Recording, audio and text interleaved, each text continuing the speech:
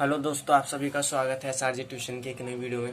आज की वीडियो में हम जो टॉपिक पढ़ने वाले हैं वो है oogenesis एंड मेंस्ट्रुएशन साइकिल। ये जो दोनों इम्पोर्टेंट टॉपिक हैं ये इम्पोर्टेंट है आपके बोर्ड एग्जाम के लिए भी और आपके नीट एग्जाम के लिए भी। oogenesis पढ़ने से पहले हम मेल रिप्रोडक्टिव स्ट्रक्चर पढ़ चुके हैं, फीमेल रिप्रोडक्टिव स्ट्रक्चर पढ़ चुके हैं और साथ ही साथ हम स्पर्मेटोजेनेसिस भी पढ़ चुके हैं। ठीक है। आज की वीडियो में हम क्या पढ़ेंगे, oogenesis एंड मेंस्ट्रुएशन साइकिल। अगर आपने वो वीडियोस नहीं देखी हैं तो उनकी जो प्लेलिस्ट है वो बनी हुई है, आप वहाँ से जाके उन्हें देख सकते हैं। और अगर आपको क्लास 12th बायोलॉजी के किसी भी चैप्टर के नोट्स चाहिए तो आप मुझे व्हाट्सएप कर सकते हैं। मेरा जो व्हाट्सएप नंबर है वो भी डिस्क्रिप्शन में गिवन है। चलिए स्टार्ट करते हैं आज की वीडियो को। सबसे पहले oogenesis होता क्या है। Process of formation of a mature female gamete. oogenesis क्या है, एक प्रोसेस है जिसमें मैच्योर फीमेल गैमेट जो है वो बनता है। Initiate during embryonic development stage. और ये जो प्रोसेस है यानी जो oogenesis है वो एम्ब्रियोनिक स्टेज से ही चालू हो जाता है। मीन्स जो फीमेल जब मदर के वॉर्म में होती हैं ये उसी टाइम से oogenesis स्टार्ट हो जाता है। oogenesis में बेसिकली क्या होता है, जो उगेनिया होती हैं, जो गैमेट मदर सेल होती हैं जो आगे चल के एग का फॉर्मेशन करती हैं, वो फॉइटल स्टेज में ही फीमेल के जो ओवरी होती है उसमें आ जाती हैं। ठीक है, फर्टल स्टेज में ही। और जब बेबी की डिलीवरी हो जाती है, मीन्स फीमेल फोस्टिसाइड की डिलीवरी हो जाती है, उसके बाद कोई भी उगेनिया वहाँ पे ऐड नहीं होती। ये चीज़ आप एक चीज़ याद रखिएगा जो मैंने अभी बताई कि एम्ब्रियोनिक स्टेज में ही जो उगेनिया है वो फीमेल फोर्टिसाइड्स के ओवरी में आ जाती हैं इन अ मिलियंस ऑफ नंबर। ठीक है। और जो फीमेल फोर्टिसाइड है उसकी डिलीवरी होने के बाद कोई भी उगेनिया ऐड नहीं होती। ठीक है, ये चीज आप याद रखिएगा।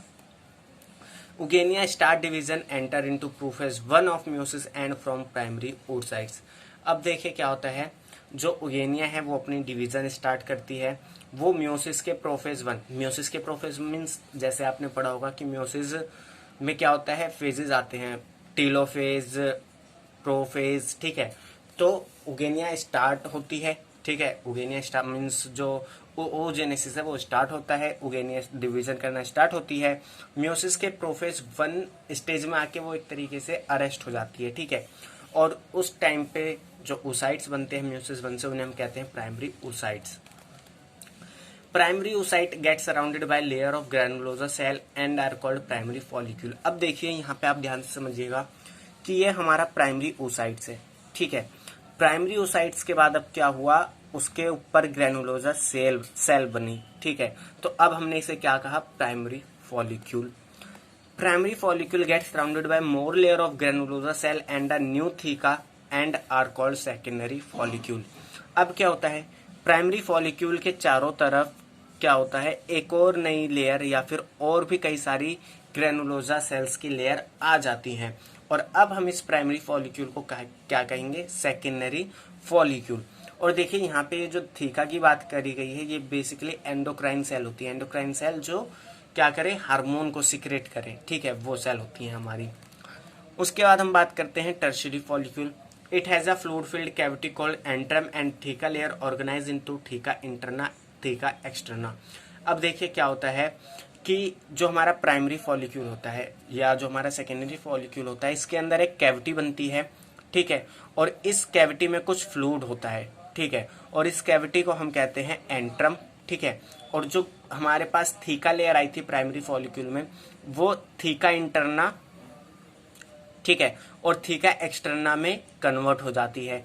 और अब ये जो हमारी पूरी जो फॉलिक्यूल बना इसे हम कहते हैं टर्शियरी फॉलिक्यूल। ठीक है, अभी भी एक चीज आपको क्या याद रखनी है कि जो प्राइमरी oocytes है वो अभी भी इस टर्शियरी फॉलिक्यूल के अंदर है। ठीक है, तो ये चीज आप याद रखिएगा।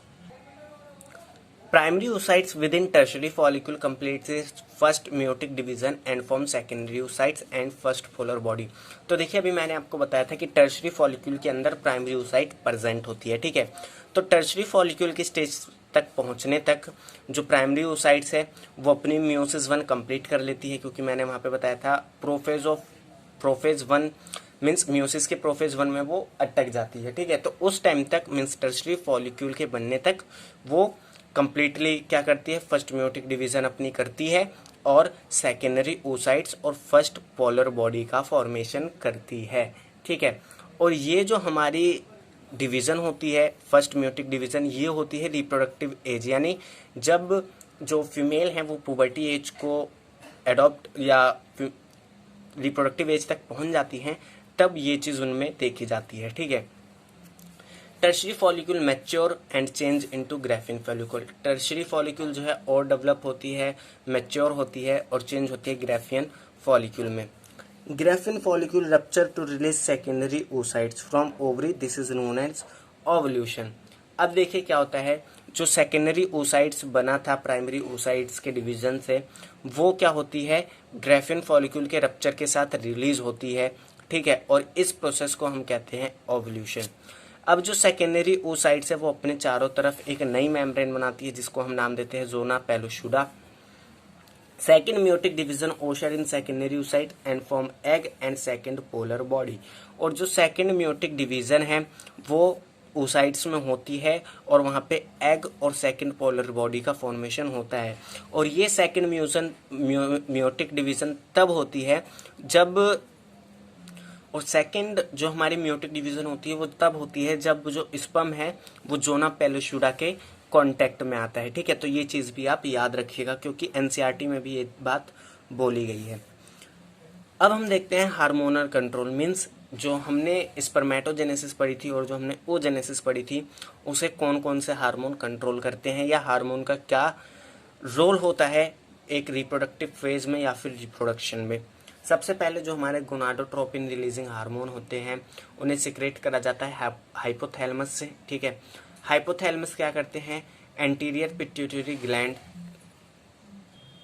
पे एक्ट करते हैं और वहां से दो गोनाडोट्रोपिन रिलीज होते हैं, ठीक है, जिसमें एक हमारा होता है ल्यूटिनाइजिंग हार्मोन जिसे हम LH कहते हैं और एक हमारा होता है फॉलिकल स्टिमुलेटिंग हार्मोन जिसे हम FSH कहते हैं। तो अब सबसे पहले हम ल्यूटिनाइजिंग हार्मोन का रोल देखते हैं फीमेल और मेल में। फीमेल में ये क्या करता है, LH सर्ज, जो आप अभी हम मेंस्ट्रुएशन साइकिल पढ़ेंगे तब हम देखेंगे LH सर्ज होता क्या है, जिसकी वजह से ओवल्यूशन होता है फीमेल में, ठीक है।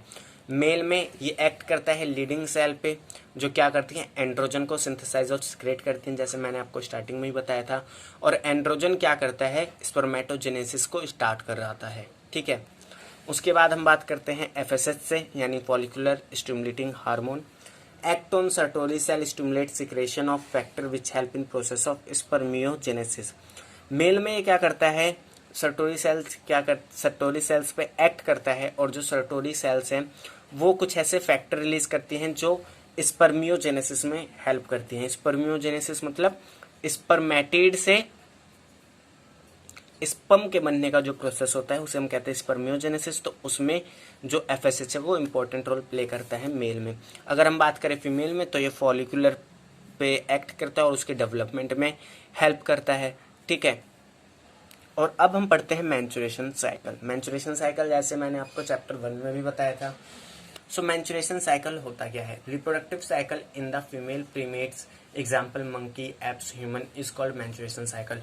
तो जैसे चैप्टर 1 में भी हमने पढ़ा था कि जो फीमेल प्राइमेट्स के रिप्रोडक्टिव ऑर्गन में जो साइक्लिक चेंजेस आते हैं उन्हें हम क्या कहते हैं, menstruation cycle.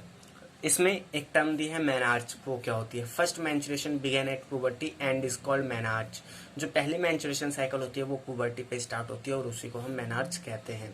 Repeated at an average interval of 28 to 29 days, और ये हर 28 से 29 दिन के बाद रिपीट होती रहती है। One ovum is release during the middle of each menstruation cycle, और हर मेंस्ट्रुएशन के बीच में एक ओवम यानी एक एग रिलीज करा जाता है। उसके बाद हम नई टर्म पढ़ते हैं मीनोपोज, ये क्या होती है। In human beings menstruation cycle cease around 15 year of age and is called menopause. तो क्या होता है, ह्यूमन बींग्स जो होते हैं उनमें जो मेंस्ट्रुएशन साइकिल है फीमेल्स में वो 50 ईयर की एज में सीज हो जाती है यानी रुक जाती है और उसके बाद आगे नहीं होती, और इसी कंडीशन को हम क्या कहते हैं, मीनोपोज। Consist 4 phase. अब जो मेंस्ट्रुएशन साइकिल है वो 4 फेज कंसिस्ट करता है। पहला है मेंस्ट्रुएशन फेज, सेकंड है प्रोलिफरेटिव फेज, थर्ड है ओव्यूलेटरी फेज एंड फोर्थ है सिक्रेटरी फेज। सो सबसे पहले हम पढ़ते हैं menstruation phase. Last for 3 to 5 days, ये 3 से 5 दिन का फेज होता है। Production of LH reduce cause degeneration of corpus luteum and air for progesterone production reduce. तो देखिए ये अभी आपको समझ नहीं आएगा, जब आप सारे फेजेस पढ़ लेंगे तो आप इसे इजीली समझ लेंगे। तो अभी सिर्फ आप इस पर ध्यान दीजिए कि पहले फेज में क्या होता है, मीन्स मैच्योरेशन फेज में क्या होता है, जो LH है यानी ल्यूटिनाइजिंग हार्मोन है उसका प्रोडक्शन कम हो जाता है, जिसकी वजह से कॉर्पस ल्यूटियम डिजेनरेट यानी टूटना स्टार्ट हो जाता है या खत्म होना स्टार्ट हो जाता है, जिसकी वजह से प्रोजेस्टेरोन जो है उसका प्रोडक्शन भी कम हो जाता है।